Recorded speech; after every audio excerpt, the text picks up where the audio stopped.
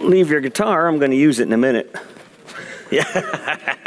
It's like, you are? Okay. Wait, is it turned on, though? It's turned on and okay. ready to go. Yeah, because I won't know how to do that. All right.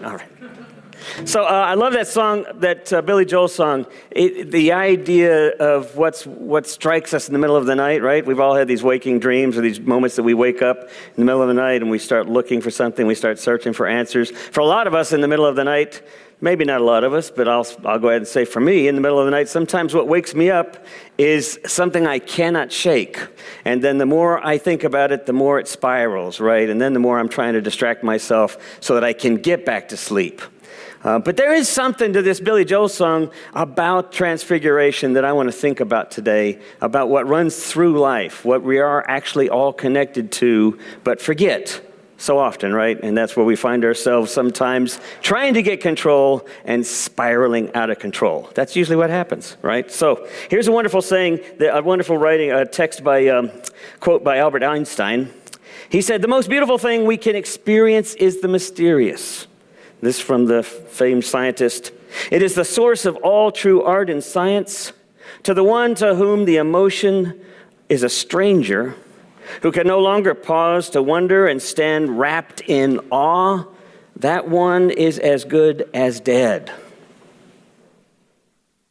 So, Anthony DeMello, some of you all know who he was. He was a Jesuit priest and a workshop leader and basically a spiritual leader out of the Christian tradition, but out of the Jesuit tradition. And he wrote a lot of wonderful books. But as a storyteller, he had this really tact for knowing a story that speaks to the heart of something. Just a nice, succinct little story. He talks about on the evils and disadvantages of religion, he said, "The master was once asked to speak about this, the evils and divisiveness of religion. And so he told the story of a little boy and a little boy's girlfriend. And when she asked her boyfriend, 'Are you a Presbyterian?' the little boy answered and said, 'No, we belong to another abomination.'" So we have this slide of, I can't see, so I'm going to assume it gets up there. Let me know if it's not up there. We have this slide, this sort of what I would guess is a 14th, 15th, 16th century representation of Jesus on the Transfiguration with the disciple, with Peter, and then with the other disciples, 2 others, maybe 3, with him, as the story says. And then you see Elijah on one side, and you see Moses on the other side. Now, the minute I saw this, it made my mind go somewhere else.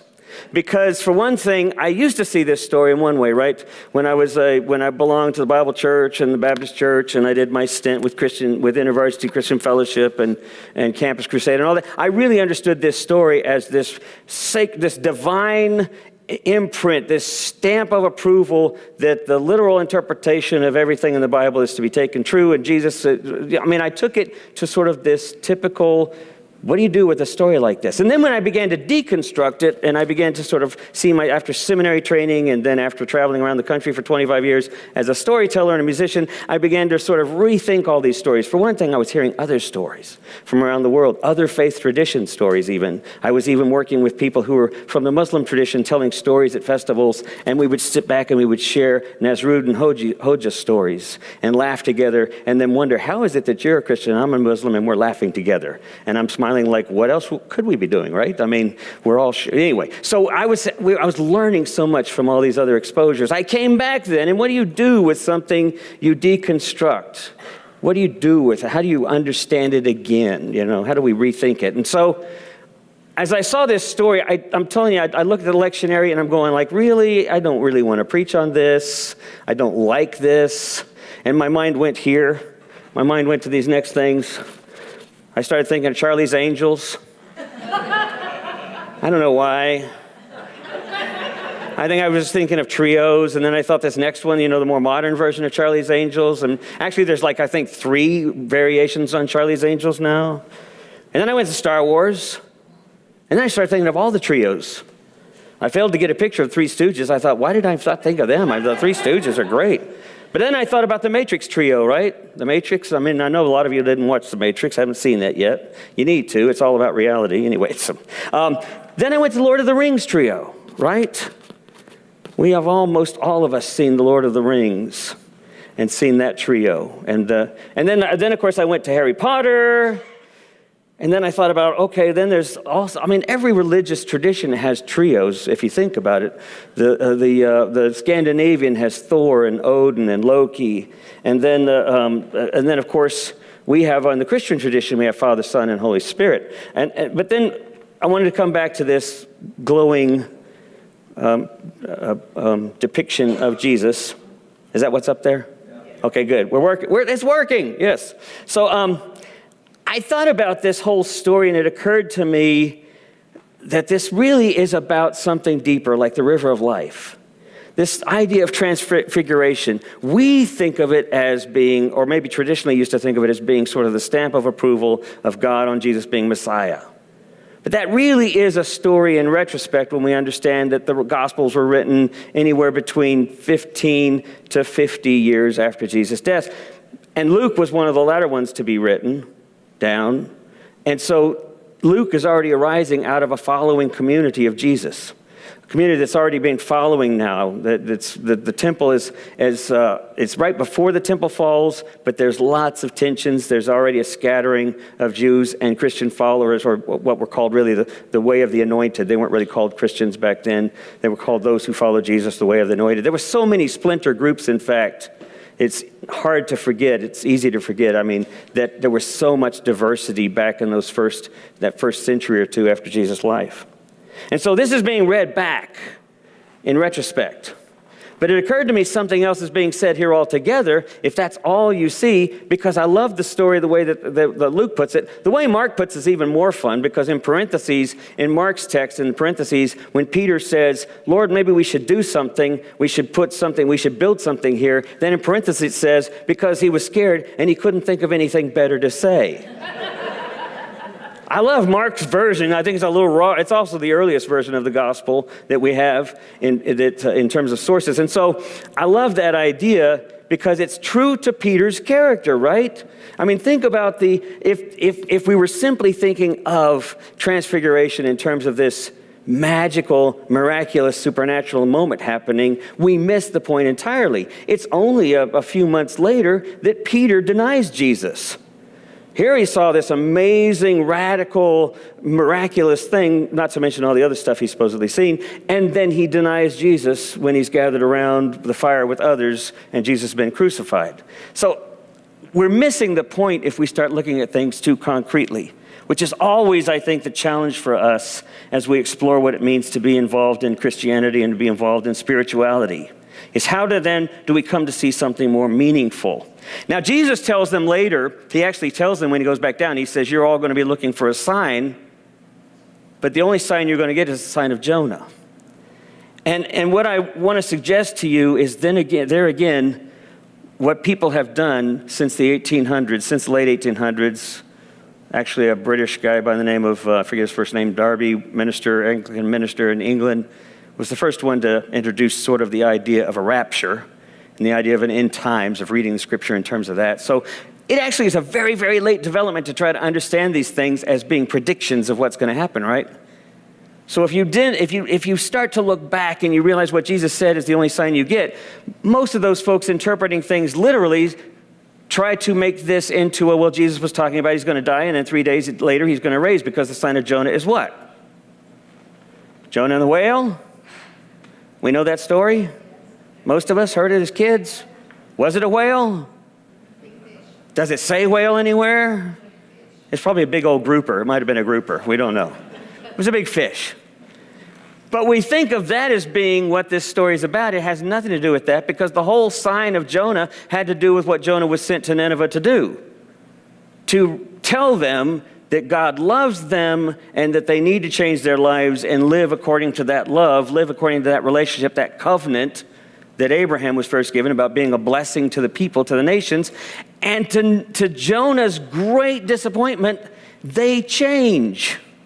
These are horrible people, the Assyrians, and they change. They repent. They change. And Jonah goes up on the hill, if you remember, and he puts himself underneath an ivy there, kind of a shade tree that he creates, and he sulks. And Jesus says, the only sign you're going to get is the sign of Jonah. People, come on. That's hard. I'd much rather it be 3 days in a whale and we're all going to get to go to heaven, and we're all just going to raise up in the sky with the rapture, and we don't have to love our enemies. We don't have to be merciful. We don't have to deal with what's difficult, right? And Jesus says, the only sign you get is the sign of Jonah. God is merciful. Be merciful like God. Now, the traditionalists have often long seen that and missed the whole point of it, that Jonah was the redemptive, transcendent, against the stream force of mercy, and that everybody belongs there. If you look, the earliest understanding of the universe was this thing we call the three-tiered understanding of the universe. Now, you'll also notice the earth is kind of the bottom there, and you'll notice the sun, the moon, and all the stars rotate around the earth, right? This was a common understanding. We were the center of the universe. Everything rotates around us. Some of us still think that way, right? Some people we know maybe still think that way, center of the universe. But what we learned much later, of course, is that we're not, that our reality is more, not heliocentric. What is it, people? Heliocentric, thank you. Yes, not geocentric, but heliocentric. So what we've learned, though, is that the Old Testament into the New Testament times was all about having this under control, understanding reality in a very concrete way, even though it was very much about myth and story. It was still that they understood this reality to be all within their grasp, essentially. So that when you climb a mountain, you can see right from the story here, from the universe, from the picture of the three-tiered universe, when you climb a mountain, who are you getting closer to? You're getting closer to God. So the stories always speak of Jesus going up into a mountain. They always speak of people going up into the mountain with Jesus to pray. This next cartoon, I think, captures where a lot of us may have experienced our faith early on. Maybe to this day still struggle with that. Welcome to the faith. Now is your complimentary box, outside of which you should never think again. I think for us, the challenge with this story, like a lot of the Bible stories, is that we've dismissed them, perhaps. Maybe you're there with me where I was. In our deconstruction, we've dismissed the story and we've missed the magic or the possibility of what's really being presented in these stories because we think of it as being either primitive or childlike or magical. And the transfiguration is really about how are our lives changed in terms of mercy? How are our lives transformed, literally transformed, in how we see the world around us now? So when Jesus is standing there with Moses and he's standing there with Elijah, he's standing there with the law, but he's also standing there with the prophets. He's standing there with the whole picture. And what Jesus is mediating is that all of these are mediated, all of these are defined by compassion and mercy. And the challenge for us, I think, is to find out where we find that, to explore how we see that, so that what we're seeing are transfigurations all the time. Let's see.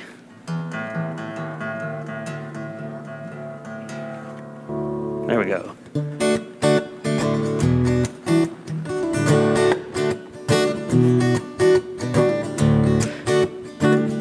So when my son was very young, Timothy, I took him out to learn how to learn karate. Me and my son decided to do something together. We decided to take karate lessons at the local YMCA.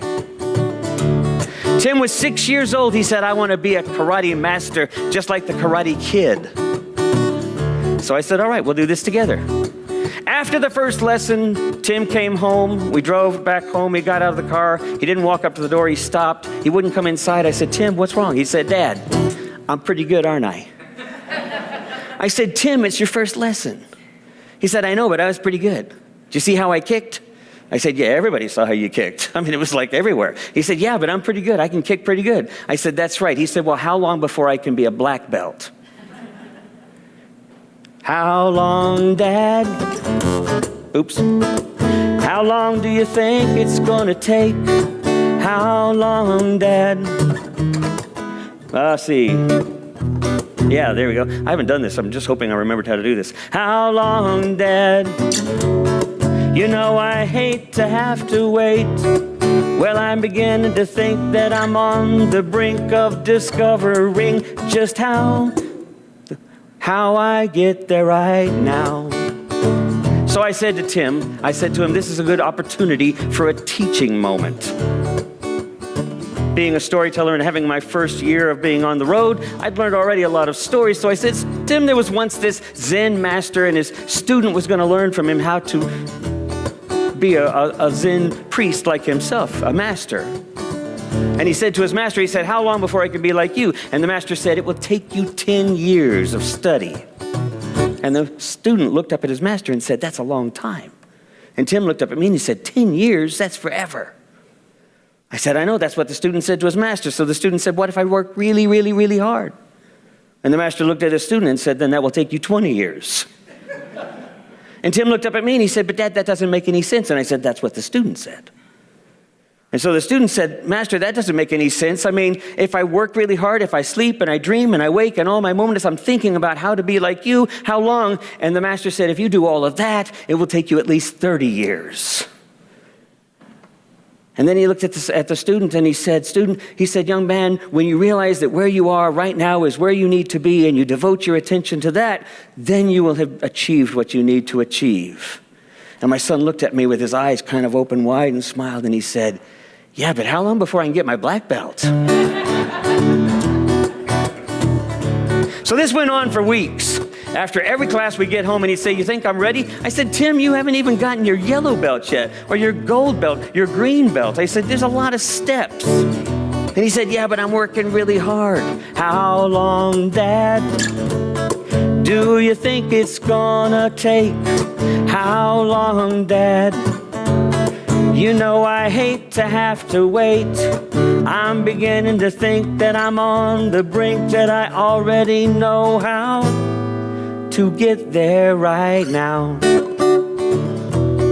So it was about 7 weeks into the class. And Tim was really frustrated. And so I told him a story and I said, you know, son, I said there was once a guy who lived down at the end of the street. And everybody in the neighborhood knew that he was an old miser. He was just kind of stingy. But one day they saw him sitting out on his porch.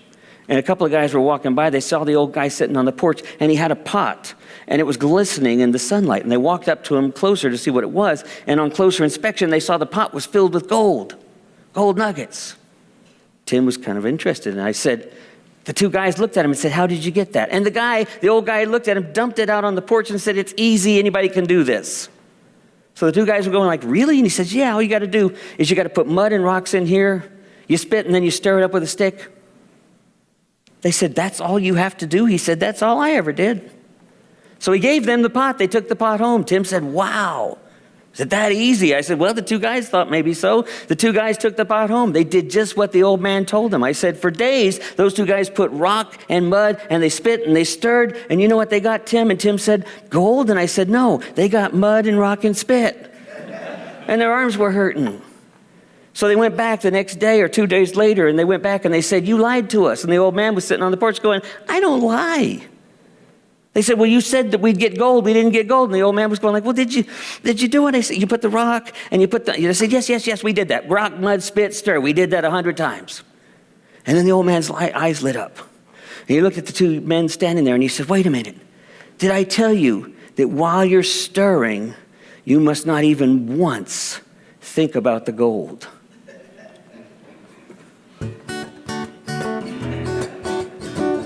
So I told that story to Tim, and I waited for him to say something, and he just kind of smiled and walked away. And as I noticed him walking away, he was shaking his head back and forth. And I realized that he realized you ask Dad a question, you get a stupid story that doesn't make any sense. And it worked. He never asked me the question again. But then, after about 6 weeks of that class, we were standing at the end of class, and they did what they did every end of class. They invite the students to line up. The master and his assistant stand in front of you. And then he calls people ahead to come forward in front of the class. If you got an award, if you got some kind of acknowledgement, maybe your parents said you did something great at school that day. Tim had never been called before.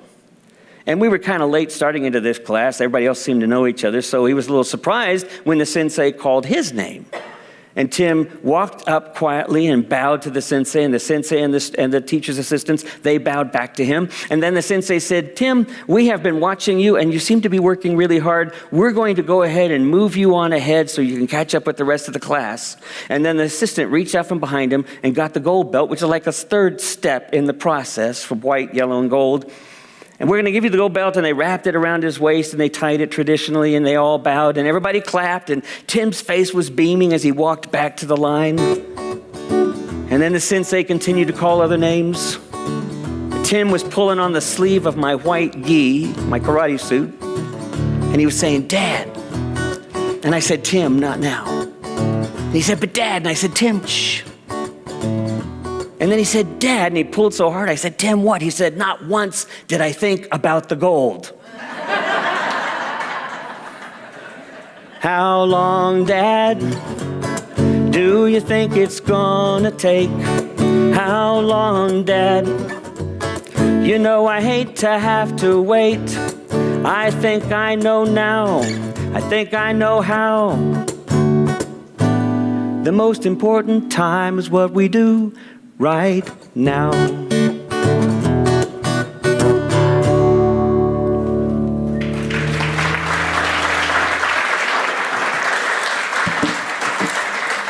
So I want to skip ahead here to this last quote. Can we get down to the last quote here? Actually, if we can get to two things, if you can go to where the trees are, and then we'll go to the earth rise, and I'll just wrap it up with these last two thoughts. The poet Christian Wyman describes something wonderful when we look at these trees. Are we seeing the trees now? Yeah, I mean, one of the things that Christian Wyman talks about when he talks about his faith is that he talks about doubt as being one of the most important steps we can find towards enriching our faith. To begin to ask questions, to begin to approach our moments with more humility and mystery than with decisiveness. Like when Peter tries to really build structures there, what he's literally trying to do is he says, let's build altars and let's call this moment a special holy moment and we'll freeze it in time, which is what so many people do with their religion, right? It stops being a dynamic force for change and it becomes a force for oppression or accommodation or assimilation. And so what Christian Wyman is saying, he writes this and he says, he describes seeing another reality beyond the one that he normally sees as he was seeing inside this forest where he was standing. He said, I suddenly saw a tree inside the tree. And like the disciples, he concludes that what he is witnessing is not the life of men or the life of normality as he would normally see it. What he then began to see was a single being undefined. Countless beings of one mind, whatever it had been for him, it was a strange cohesion, he said, beyond the limits of my vision. And then he concluded, this must be where joy comes. How often can we stand in a place and be so present to that place that we no longer are waiting for that place to satisfy us or to speak to us? We are now speaking from deeply within to the space we stand in because we connect with that so deeply. That's really what I think Transfiguration invites us into. What the astronaut Alders saw. When we go to this next picture, you know the story behind Earthrise? Apollo 8, 1968. When they got up there, they were take pictures of the moon. Then as they came around the moon, what did they see? But they saw the Earth. Wasn't even on the list. Nobody even thought of it. It was like, when you get up there, you're going to see this amazing shot of the Earth. It's going to be incredible. Make sure you take a picture of it. Nobody even had that on the list. It's coming around. They're taking pictures of the craters. They see the Earth, and they're stunned. It's like, give me the camera. So the others are going like, it's not on the list. Forget the list. Give me the camera. And they take a picture. When he got back down, he said, I was one of those people who used to think God was up here somewhere. I remember as an adolescent, I used to think, well, God's up there somewhere. There's some kind of machine, some kind of superpower, some kind of answer. And then he said, when I got up there, I looked back and I realized we're the answer. This is who we are. This is what we have. This is our sacredness. This is our power. So this last quote I want to leave you with.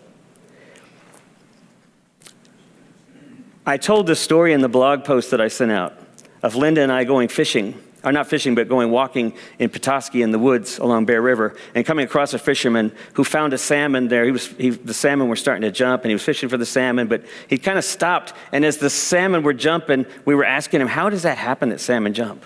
And he said, they jump because he described the whole process, how they do it. And it was quite an intricate kind of process, that over time they evolve this way. Something I forgot to do as he was describing the process and smiling. I forgot to ask him, how long have you come here and been watching the salmon? Never occurred to me to ask that question. Because you see, that's really our spiritual journey.